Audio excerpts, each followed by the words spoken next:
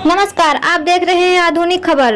आपके साथ महरोज। आधुनिक खबर में आपका स्वागत है और आपको बताते चले कि श्री कान्य कुब्ज वैश्य समाज को लगभग 30 वर्षों से दहेज रहित सामूहिक विवाह समारोह कराता चला आ रहा है।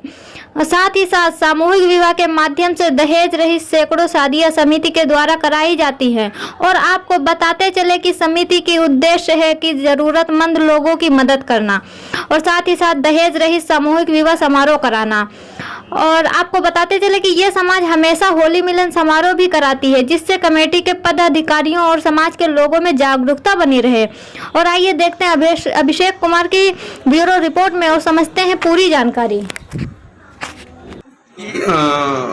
ये हर तीसरे साल अध्यक्ष का चुनाव होता है और वो कमेटी समाज के उत्थान के संबंध में सारे कार्यक्रम करती है। इसका रजिस्ट्रेशन है सोसाइटी में और ये वैश्य समाज को आगे बढ़ाने में उसके अध्यक्ष का और कमेटी का पूरा वो रहता है कि कैसे ये हमारा समाज आगे बढ़े, क्योंकि हमारा समाज बहुत ही अभी गरीब तबके के लोग ज़्यादा हैं। तो कमेटी हमेशा ये सोचती है कि कैसे इनका उत्थान किया जाए। इसके संबंध में कमेटी सामाजिक समरसता के हिसाब से ये वैवाहिक समारोह करते हैं। प्रयास ये होता है कि जो गरीब कन्याएं हैं उनका ज़्यादा से ज़्यादा उसमें उनकी शादियाँ हों। उसमें पूरी कमेटी और समाज का सहयोग रहता है।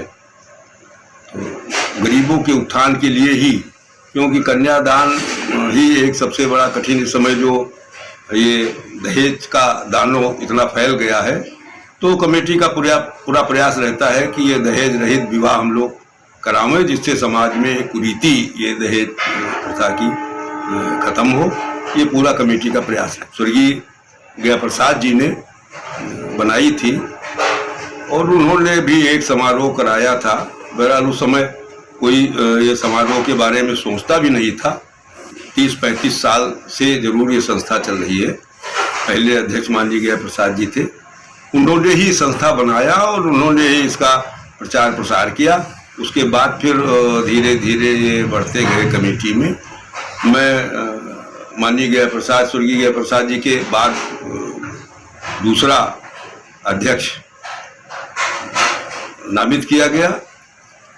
मैंने भी अपने कार्यकाल में 2 सामूहिक विवाह कराए। होली मिलन समारोह भी हर साल हमारा समाज करवाता है और उसी में ये चर्चा होती है कि हम कैसे अपने समाज को आगे बढ़ाएं। तो उसी के संबंध में ये रूपरेखा भी तैयार होती कि सामाजिक विवाह समारोह कब कराया जाए। आज का मुख्य एजेंडा तो सिर्फ ये रहा कि अध्यक्ष जी की अनुमति से सब चर्चाएं हुई। रामानंद जी अध्यक्ष हैं हमारे और पिछले कार्यकाल में भी ये रहे। उसके बाद इनका कार्यकाल बहुत अच्छा था, इसलिए दोबारा फिर समाज ने इन्हीं को अध्यक्ष बनाया। इनकी कमेटी बहुत ही अच्छा काम करती है। उसी के संबंध में चर्चा थी कि कैसे होली मिलन समारोह कराया जाए, कैसे कैसे उसका उसकी व्यवस्था की जाए। उसी पे चर्चा हुई। हमें लड़कियों की शादी वाला तो हमने बताया, पर इसके और भी बहुत सामाजिक कार्य हैं। जैसे गरीब लड़कों की पढ़ाई के बारे में भी हम लोग सोच रहे हैं कि जो बहुत गरीब हैं, गरीबी रेखा से नीचे हैं, उनके बच्चों की शिक्षा कैसे हो सके, उसके बारे में मेरा समाज बहुत विचार कर रहा है कि उनकी समाज मेरा मदद करेगा, तो करने की सोच रहा है। दूसरी एक ये व्यवस्था है कि जो बहुत से लोग हमारे समाज के आते हैं और शहर में बसते हैं, उनके पास पूंजी नहीं होती है, तो इनके बारे में मेरा समाज सोच रहा है कि कम से कम इनके उत्थान के लिए इनको कुछ ऐसा आर्थिक मदद की जाए कि जिससे ये अपना छोटा छोटा काम करके आगे बढ़ सके। ये भी मेरा समाज सोच रहा है।